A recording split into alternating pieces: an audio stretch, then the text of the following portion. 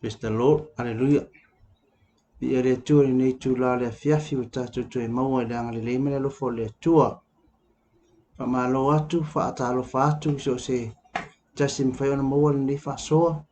Ia tai fo eo fa penana tātou tu e whiloa ia i lunga o penga ngalo le ea.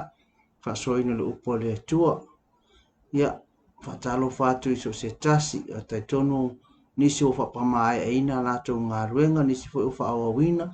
Ia nisi fo eo lo fa penana, fa ia fa ngā malolonga po ngā sisenga fo eo wātau mawhitanga o le afiafi. Ia nisi fo eo fa penana na ngā ia titore ninga, ia pata alonga. E fa ngā io lato afiafi, ia fa fitai fo i mo oe, fa penana e fa avanoina nei tula. Ia tātou te fa asoa ai, fa alonga ia fionga pa ia le tua, ia vi ia le tua.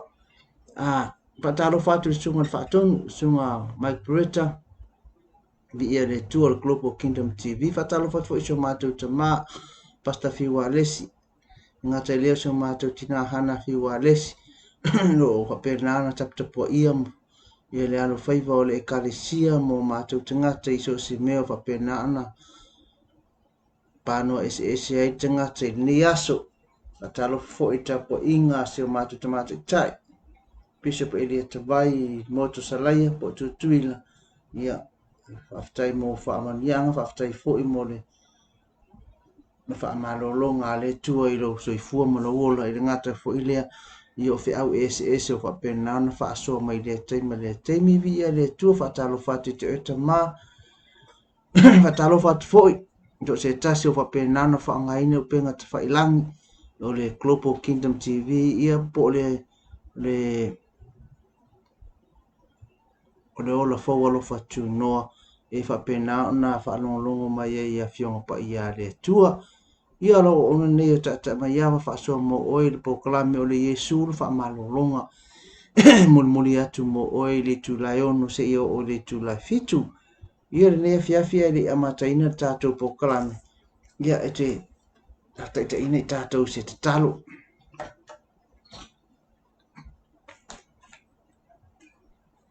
Nganga pa ia rumato sosoani sili. Mala au ia te oe to penana sosoani mai. Wina mai lo mana. E le nganga le potoman maa malama. Wha iloa ia te mātou o fionga. Ina ima whaiona mātou mara malama. La fo ise fe amo i mātou i le afia fini nei. Ia hanga le mai oe te maa. Ala ia nganga pa ia mātou te muunia. A rea unoma la o fionga. Ia mātou te lima whaia se mea. Le mātou te wala awa ia nganga pa ia. Fio mai oe. Ma fio mai e le afia fini nei. Se ia e wha atu muina. Ma wha atu toina. Awa fionga pa ia. Ia wha manuia se tasi o wha alongongo mai. O lava se tasi o wha pēnā ona ia i nei afiafi wha tasi mai mātou. Ia o atu ele mana. Ia angare leia atu fo i oe lo mātou tua. Ia ua fionga pa ia e ngawe ina, ngalue ina. Le mana le anganga pa ia o lona loto. Ia mapa ufo se fatu le lei so to sinai o mātou loto. Ia e pa u se fatu ina ia tupu maola mafua mai. Ai wha maulu tele ai lo malo le lalo lang. Nei ia mātou taru alofa mai ma so ni mai ono Yesu. Amen. Ia vi ia le tuatu e whatalo fatu sa kwan malo Yesu Kristo. Tātou li ma tātou whaola. Ia o whapena ona tātou wheiroa ia ili ni. Fiafi so onga ne tātou pokalame. O le Yesu o le whaamalolonga me mo le atu mo oe. Ona na whilen tātou tala noa ai ina ua fifina ua iso o Yesu po ai siri. Amen. Na ili mta uku na ile tolsu ile whaasuma le ono se ia o le 5 lima whaasuma le 8. Amen. Na ngā ali mta upu na le lo tātou ia le luka o mta upu iwa. Wana na whila len tātou mata ile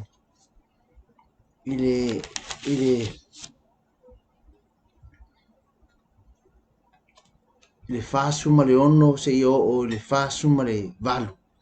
Ina ua fina waiso o Yesu po o ai sili. Ia ai ifo e Yesu ia le tamaititi mwhaatu i ona au tafa ia mawhai ile illustration. I tau mwha loa atu ai i ona so. O se ai pito i titi. O se na te avea ngai kama kiki ma whaitaita inga ia tangata sili ia ai o le kausaovinga ngā o le problem po le whawhita auri lea mo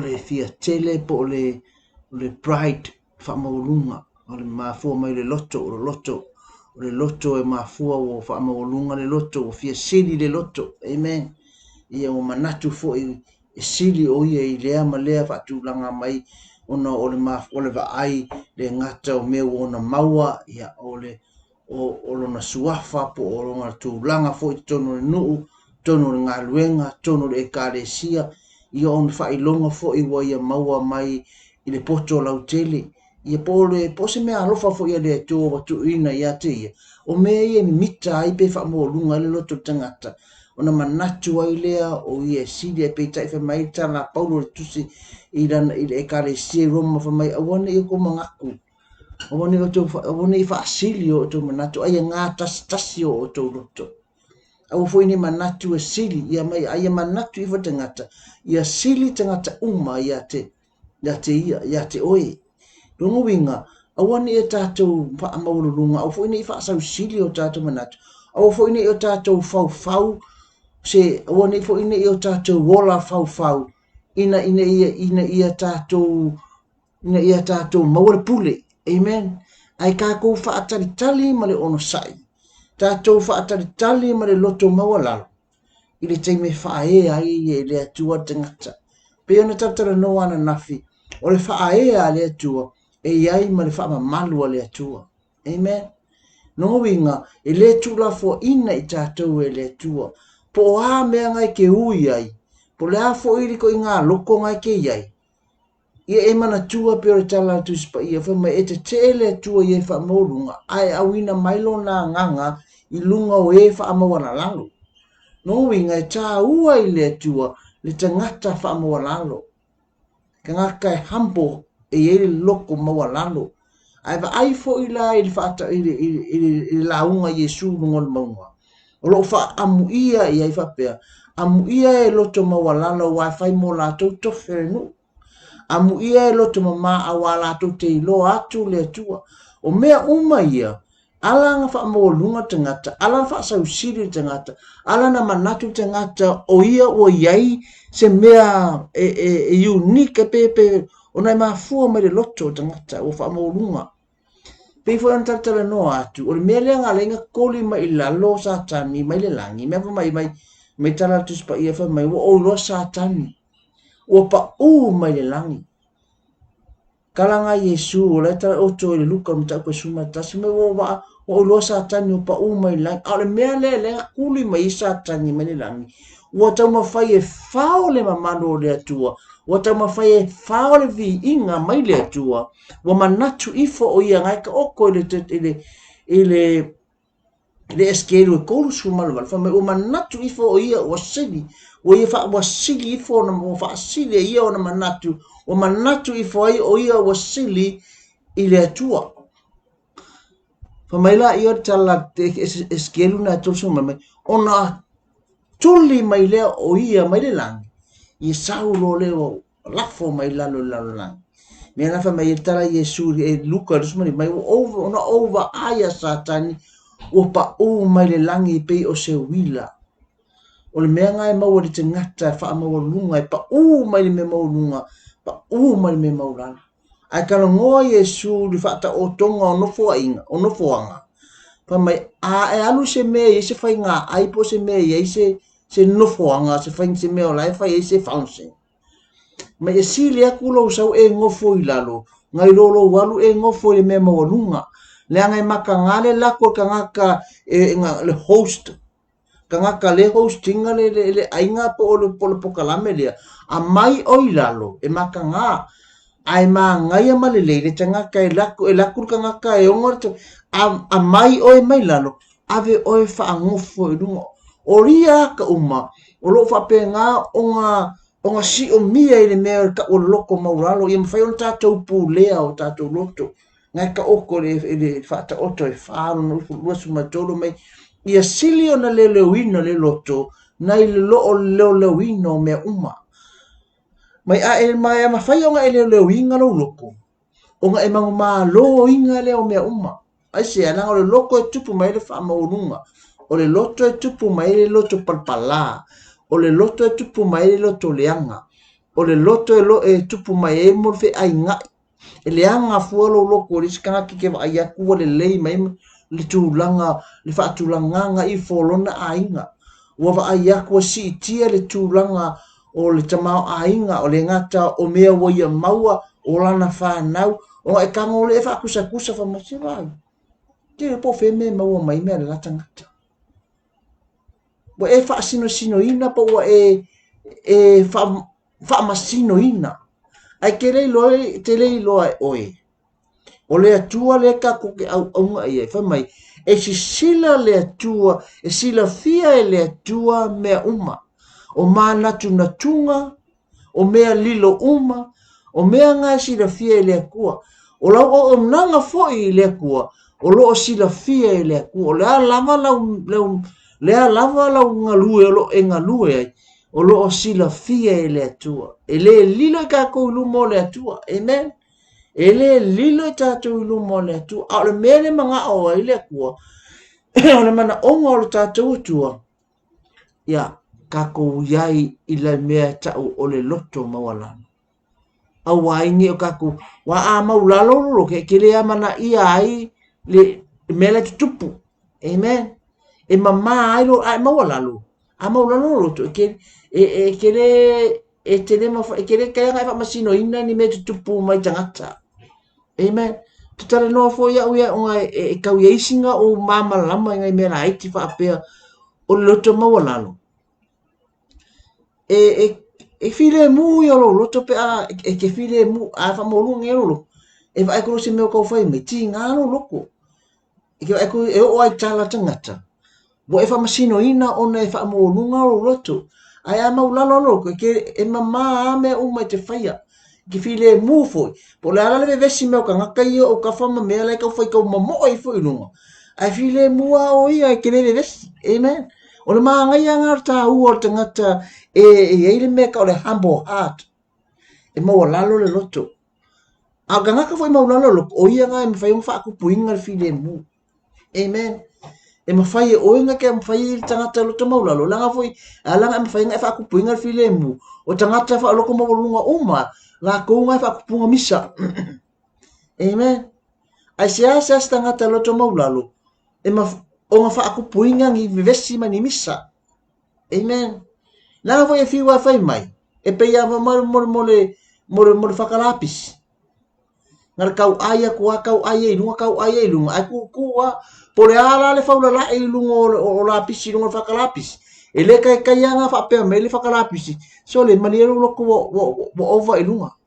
o kai ako asa lo li ale wo makwa ai re a ko wo le se va no wo le se me ke manga vai e fa pe na tanga talo ko maulalo po le ale fa la yo la pisi la o mai lunga ngoia e ngofo ma file mo no lo ko ele va pe ele ka ngokka la e ko me lo ko fa kala pisi a pa kong ilalo le ai o tanga talo ko maulo ke pe yes fa kala pisi e me e fiwe ka wa ya ko la pisi ngar pa wa ber ku mo fo pe tangata valea tangata fa valea ai ke lo mai kai milia mai kai milia ka wa ya ko la pisi i lungo o fa kala pisi o lai pa u ai ma fa maunianga amen o lai fa kali lai iai mal fa lai fa kali manui o le tua tangata le amen na sea na ko nga loko le manga o ile tua o ko nga loko le manga o ile kua ina fa tupu i tangata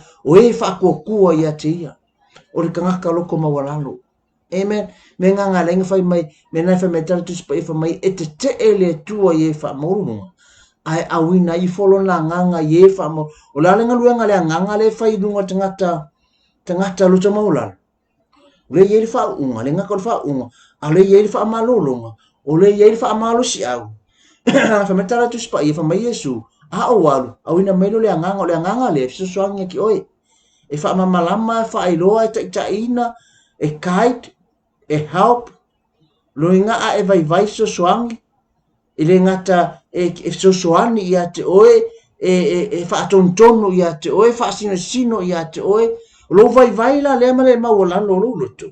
E ka penga ai oe le angapa ia, e fau ai oe le angapa ia, e whaamalosia ai oe le angapa ia, ai from that time, o lo ka penga i le kua manuia mo oe.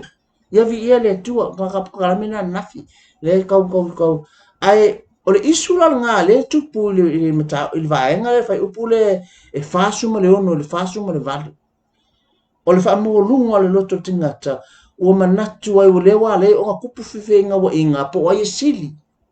A o mai me ia e mafua mai ona le loto tingata, wa iele mea ka o le pride, wa iele mea ta o le whaamolunga. Amen. Ai ile tangata whaatua ma tangata tali tono ma tangata muli ile atua. Ile ka kau o ngā yeise mea ka o le pride po le whaamolunga i lona loto. Na ngai ke e ile atua tangata na. Amen. Longa winga, every followers, po skangaka e kau muli ile atua, po kangaka e kau muli e iska ua o the disciples, po ila ko e, po so o Yesu Kristo, po ka kou, we are disciples, ka kou o so o Yesu Kristo, e ka kau o ngā yairi mea ka ua loto mawalalo, langa a yelo mawalalo, o ngā ifo le kua le nganga o le kua, e ku ifo le nganga o le atua i lunga tangata le, o le nganga le viso soangi ai, e wha tonu ai, ma wha singo ai, ma wha atoa ai le atoa o le so o le, amen, ia vi le tua. Le ana wa umanga fo fopo o ka wa solve le problem lea o le wha mawalunga, le wa ama yerka mai ki ke file illustration. Wa umala, ai oso mai yo ane fa koe a mai le si problem le si problem le mta upu le fai upu esfasu ma le iwa ma le fai upu esfasu ma le iwa ma le lima sifuru. O le siwa fika auri lea, le ngofo ma le wali ia. Le ngata o le fina wa ipo ai siri. A o le si lea fa fika auri, le ko ngoi. O mo le ola man ole manatu fa apito selfish. Fai mai le kala vai le se fai ka fai po fasu ma le iwa fa perna fai tawina ma le lima sifuru. Ona fai mai lea o ia ane o fa per mai. Le li ie. Na matou I loa le tasi na ia tulia te moni ilo suafa. Ona mātou wavao lea ia te ia. Ona mātou wavao lea ia te ia. Awa, ua ia le muli mai ia te tātou. Ona whetara iatu lea o Yesu ia te ia. Awa tu te wavao ia te ia. Awa tu te wavao. Awa o le au ese ia te ita. Awa o le au ese ia te tātou. E au whaatasi lea mai tātou. Amen. O lesi le whawhika uli le wiko kongu ole. Le wako e race ifo ipo o loko e akia ifo I leo so makama leo yoane. Ma Yesu. Ngā mako I loa te ngata. Lainga ke kulia ke mongi lo suafa. O ngā mako kango le vavao. O ngā mako kango le vavao langa ele ia ka kou. Ele ka muli mea ka kou. Amen. Afa mai Yesu. O lele au ia. O lele. Awa to te vavao. Awa o lele au ese ia te tato. E au whaatasi lea mai tato. I le whaapalangi. Ngā ia whaapalangi le kalia Yesu. O ngā ka pe mai tupe tau.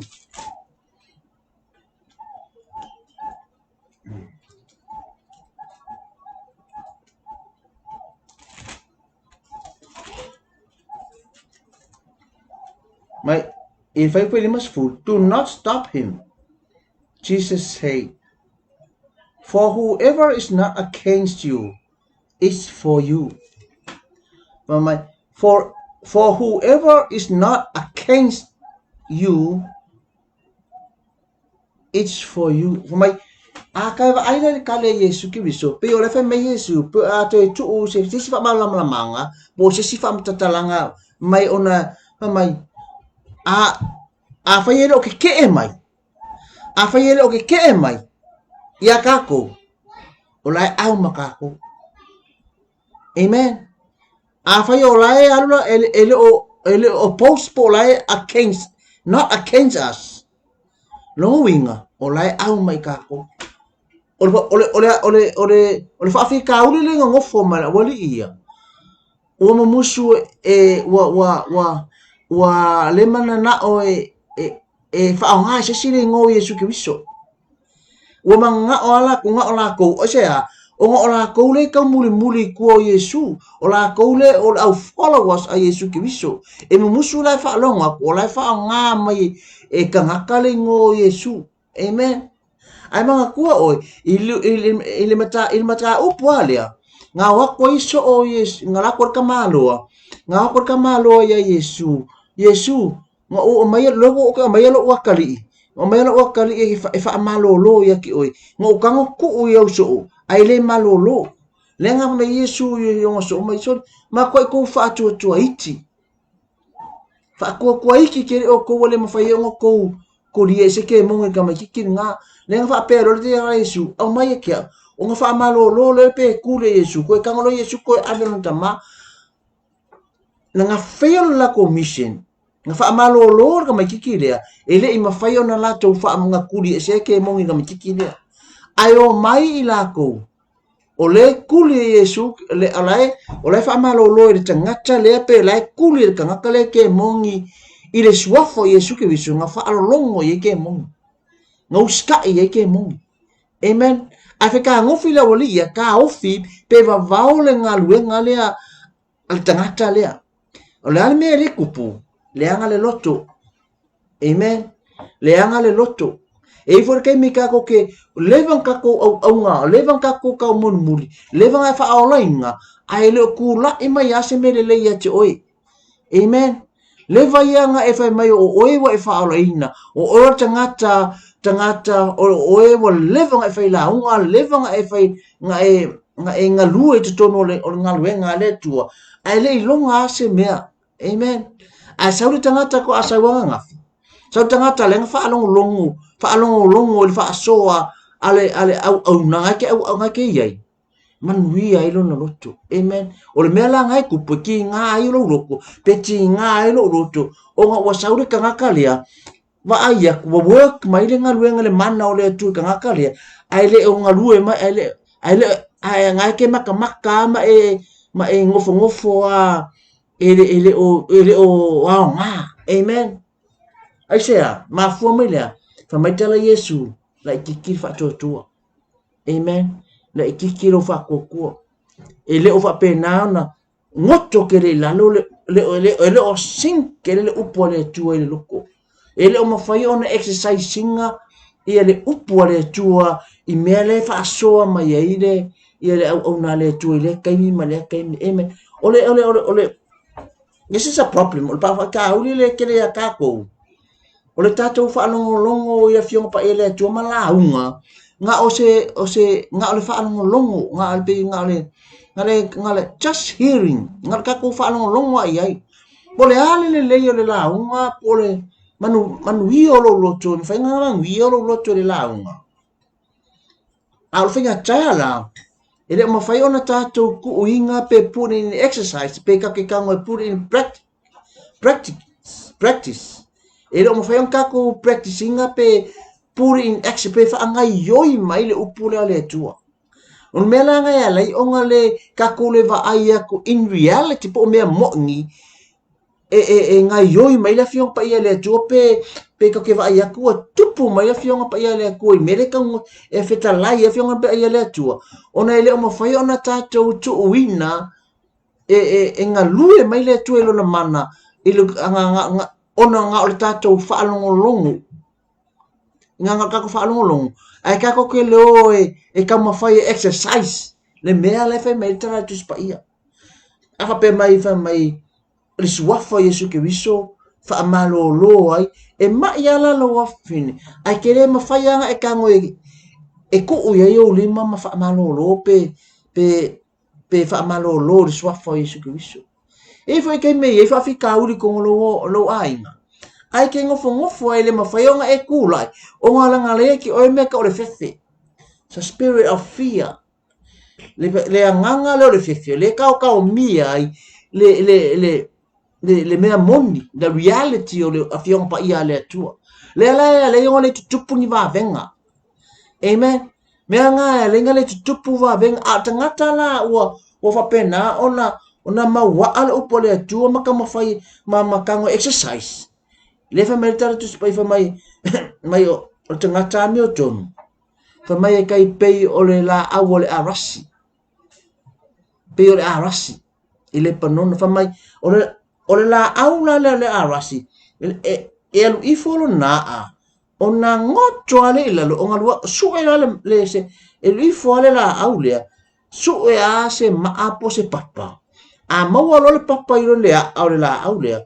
Onga ka mawhai lo le o le la au le e si o pe pi ile maa le e ka ai e o naa. So se kai mia la e ange le fa o le maa le ka fi o finga le ngau le la au po le mafuli o le la au. O ke ai a ni se so se angi matang. A ngau le la au ke va ai ko sau a ko maa. A faila ai ngau le la e le mawhai ona masu e mai lunga le papa lea. Pe aho o kai me sau ai le fa o ngau le ma ko i fusi ai le ele a ale le la au le arasi. Ia le maa le po le papa lea.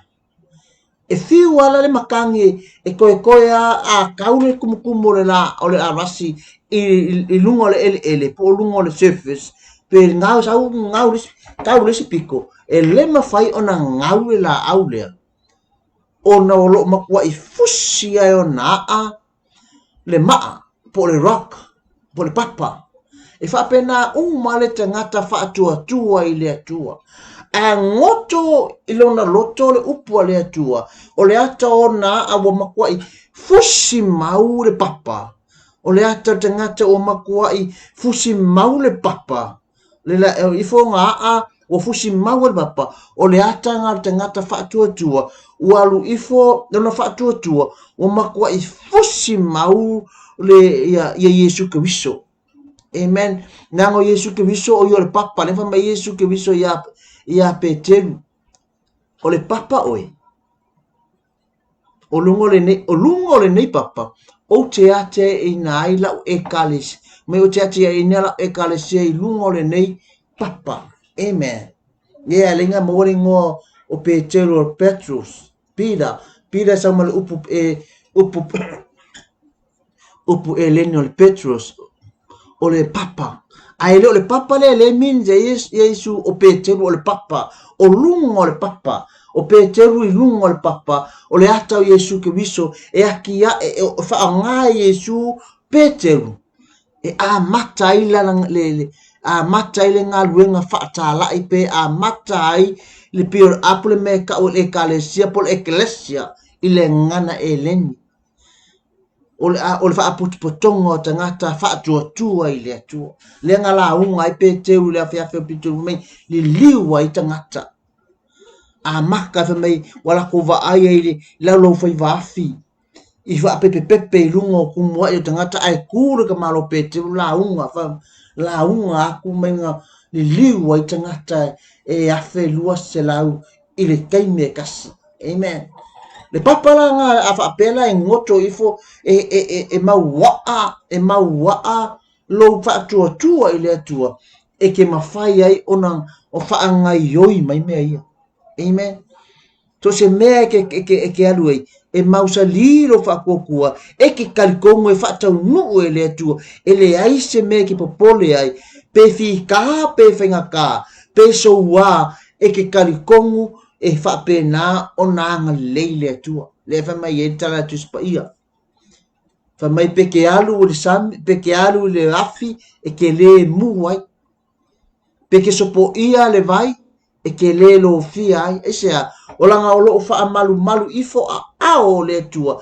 I lunga o tangata o loo mauaa ma mausa lilo na wha atua i le atua. Amen.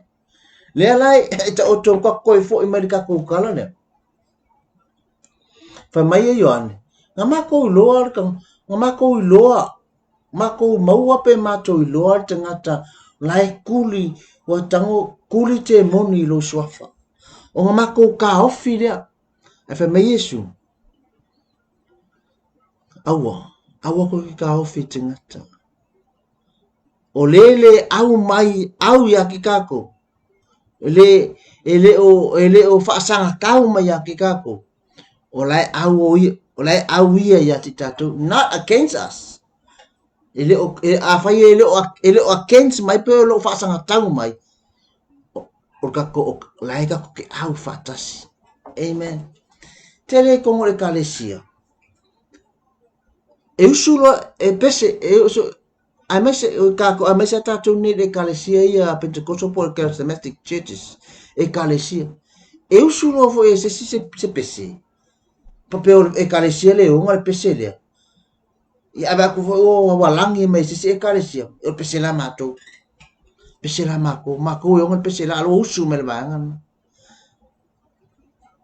a o aile lang i ele pese o aile kako ke sola ina lona vi inga ele ole e kalesia ele ole ngo le kalesia fa ele ole ngo le kalesia ele ole ngo se lotu amen tasi al tangata o tatu faya ia o lo kako faya ile atua me nga fa mai Yesu awangi ka ia ele o fa asanga tau mai pe not against us ele o fa asanga tau mai so skangaka ele o against mai o lae au fa kas amen o le mana onga o le mele manga o yon ta ofi le spiritual kala lele ka ofi le ngaluenga ta la ia le tua ka ofi fa malolonga ka ofi walava ila ko le ko mo le seko le au followers po disciples walava ila ko afa me Yesu le ai awol va winga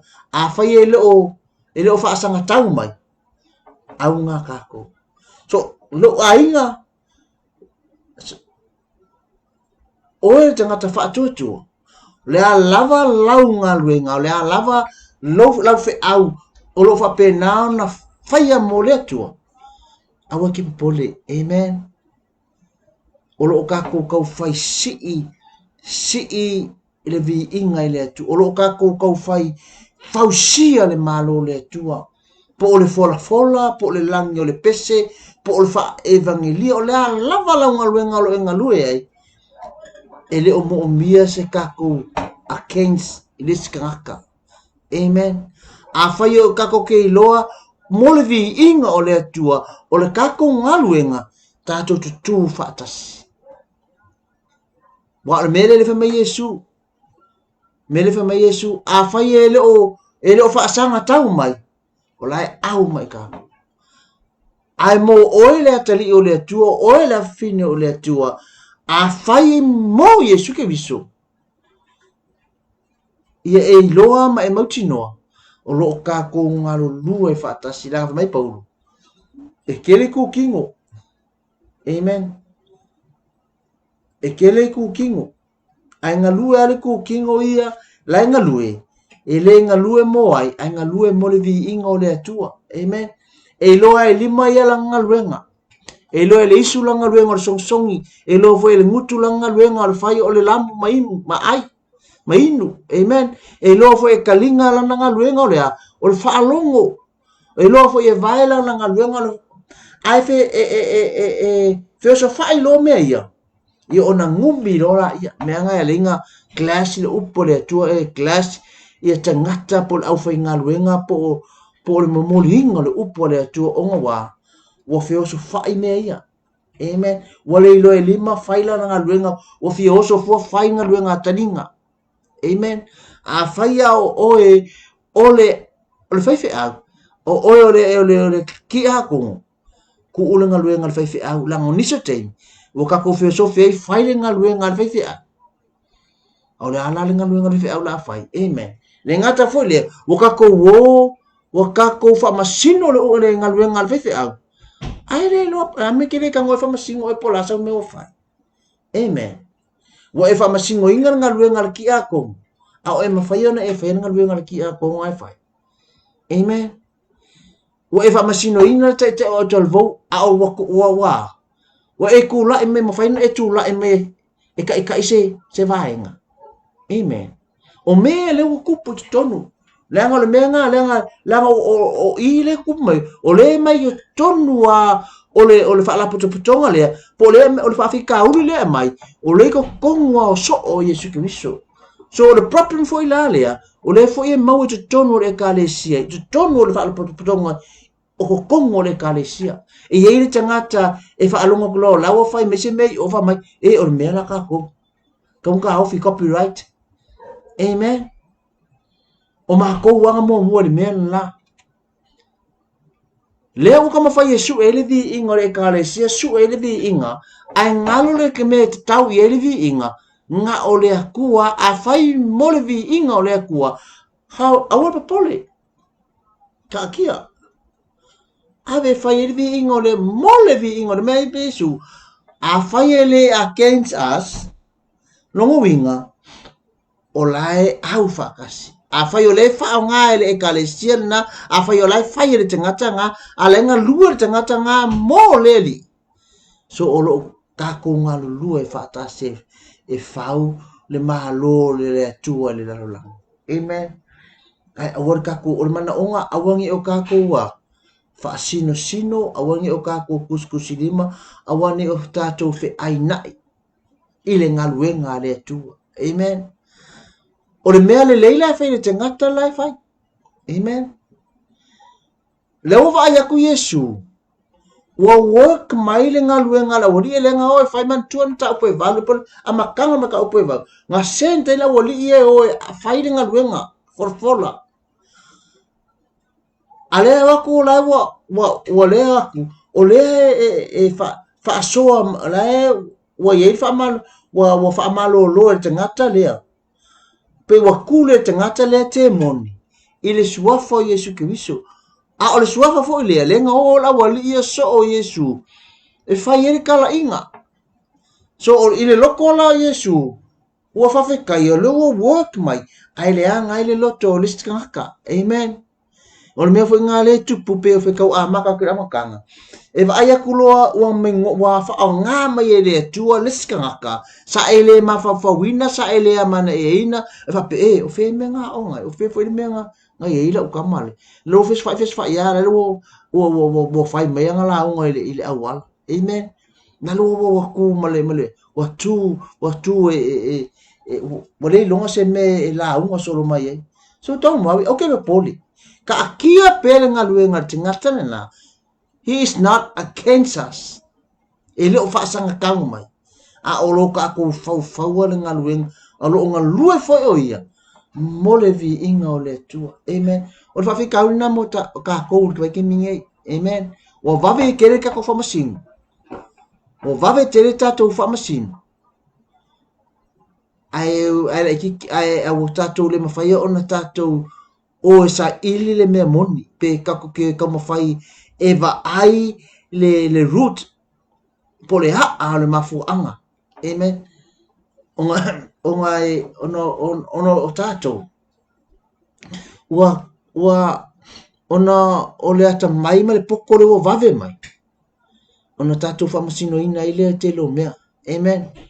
Al taua ia o lo walunga ile fionga pa ia le tua e taua ia o kako wo le fionga pa ia le kua e kako ke su e mai ia ile ruto me uma. Amen. Ne angol kuspa ia o le menu le mo suska ngaka every believers o langa menu le o mea uma foi ko kupu le o langa nei it's all in the Bible. Ai alan ka ko le malama ia ona mo le mafai on ka ko fai ka winga o fa fi ka uli ko kupu ko ngolo ainga o lo kala ngotus pa ia lei ma se me ele o ka o mai fo ele o yese se fo itu tono tus pa ia so se fa fi ka uli itu tono ainga to tono nu tono ekalesia to tono malo o lo ka oko kongus pa ia ona le solution lo yele kali. Amen. Le ngata la o le yele kali ai ai fo i malonga tau nuunga destiny e ai le me ka ngu iai ia pe afa pe ki sa vali e lo e fa pe na ona e sa ili ya fiong pa ia le tu. Amen. O me fo ia ke va ai le lo langi ni me me ka kupu mai kaua ma misa pe va inga o me fo le kupu mai Iran ma Israelu o Iran ma Israelu o o Amerika, USA. Laika oko tunu tus pa ia. Leo fa ka oko o umana tal no mai tus pa ia umana fa ilo tus pa ia. E tupu tau e tupu misa. Amen. Va ile skelo mta pa tolu sumar valu. Amen. Va ile le tanielu e valu. Amen. Lo tala noa ia i kaua ia. Misa ia. Lai fa iloa ia. Na fo itala noa mai ile Yeremia. It's all in the Bible. A me mo mia e kako. O kako fai kau ma kako malama iai. O nga kako iloa lea le me ke a nga iai. Ai awangi o kako fai swa masinonga. Ai kako kele o malama i le root. Amen. Mea fo nga pe fa kaka inga. O nga le tupu mai fa fita u le kamala iane. O le oswa vaor ka nga kalai. Ai le o nga ko ai le o malama. Ile tangata lea e a fuai o na fai ni tangata nga luenga lelei. Amen. E kasi ale ngoa le kuli e te moni o Yesu Keriso. Lo winga a fainga mafainga kuli e tangata lea ke mongi pe fa malo lo ma ile swafa o Yesu Keriso. No winga o lenga o lona loto ta tonu malona fa tua ile tua ngonga mafai e me ia. Ai se iva aile ia lako nga o e fa malo lo. Nga o kuri ke mga ifo ia ka malolo na tari. Aile i mawhaia o na lato tuli ina pe wha malolo la tari o ka malolo lea. Amen. Ale wo aku ka aufir te ngata. Ka aufir te ngata. Maila na ngalu e ngali lei. Keo ke singa ke meo kako. Kako ki ka aufir. Kako olo o kako ka aufir te ngata. Mai se whainga o se mele lei. Amen. Ono mafu a ngau tatou wha masino ina. Makako mangaku. O kako o le mele kako o le mele ai. Amen. Wal limit le kako, wal limit le kako manao. Le kako manga onga ina ia awana i o al mana onga Yesu Keriso fa mai no o sau mo e mai. Ai le o e malolo. Amen. Mo sau mo e anga sala. Ai le o e a mio tonu. O le manga onga le kua se ia avere kala lelei, se ia wha amalo lor kanga kamai, se ia wha asa o loto tangata polonga, se ia wha ama ngalo tangata ngasala. A leo mga ola wali e, ka ofi e iwalava ala ko, amen. Ai se a mafua me le loto selfish, man tua pito. A whaila nea fi, o ia ki oesko i ngā loko lea, e kere fi mga oe wha alakun manuia. Ia, o le tatalo mo oe.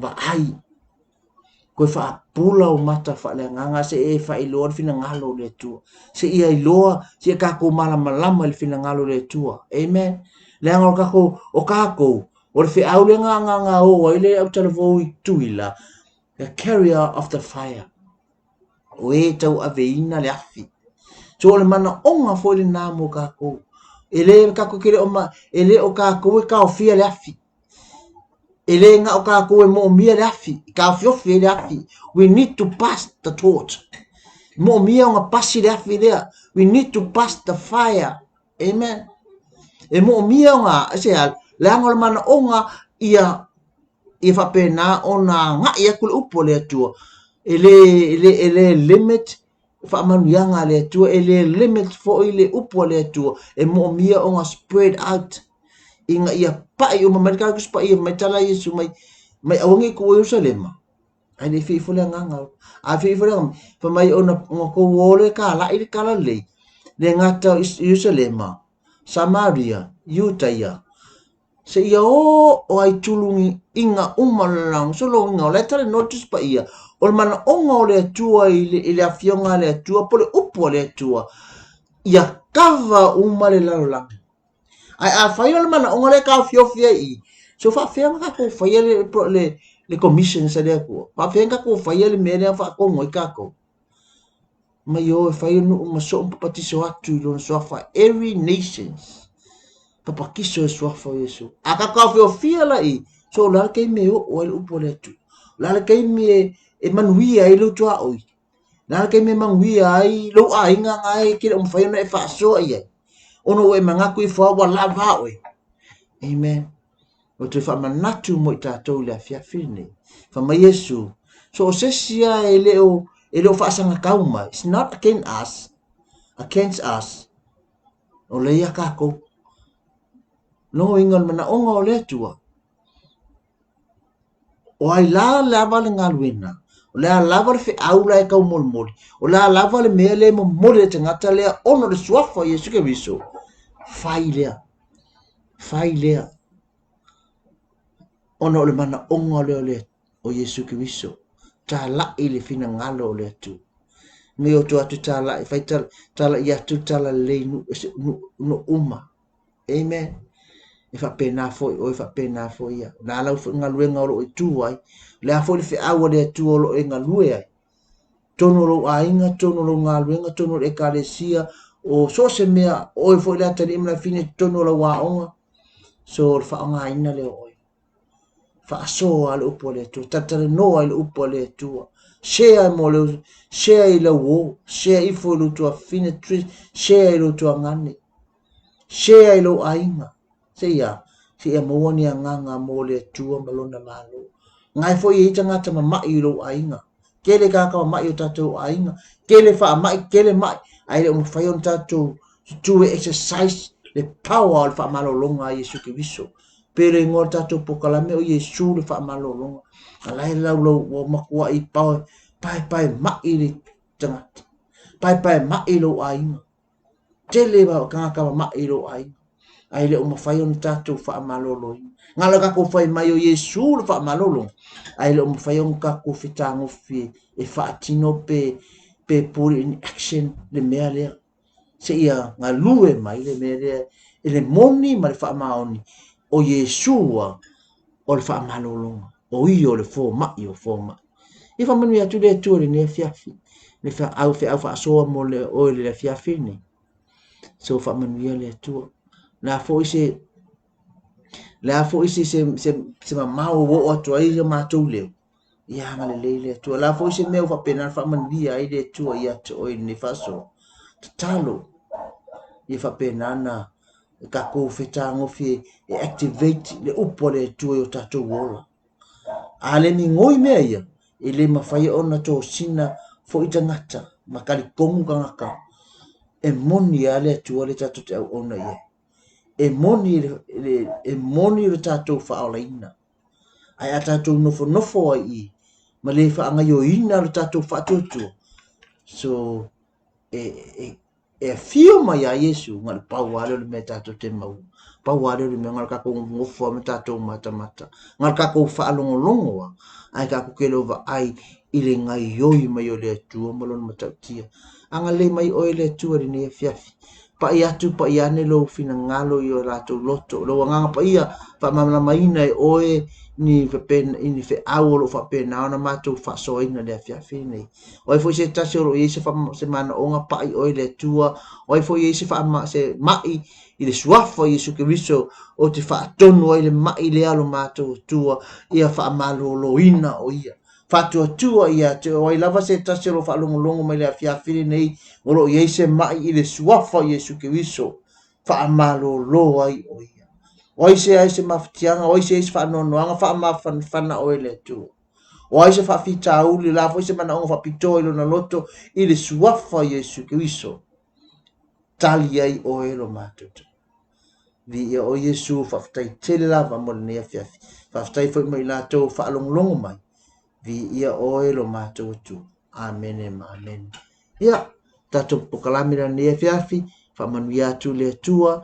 toenga fo yo ne fiafi le ngata fo i leo i la tu la to la fa soa mai pe nga solo mai lungo pe ngata fai lang ia angale le tu mai ia te fa unga i lunga ia te o to ola o ona tata mai ava tato pokalamira ne fiafi o Yesu le fa malolonga to fa so for to God be the glory forever and ever amen amen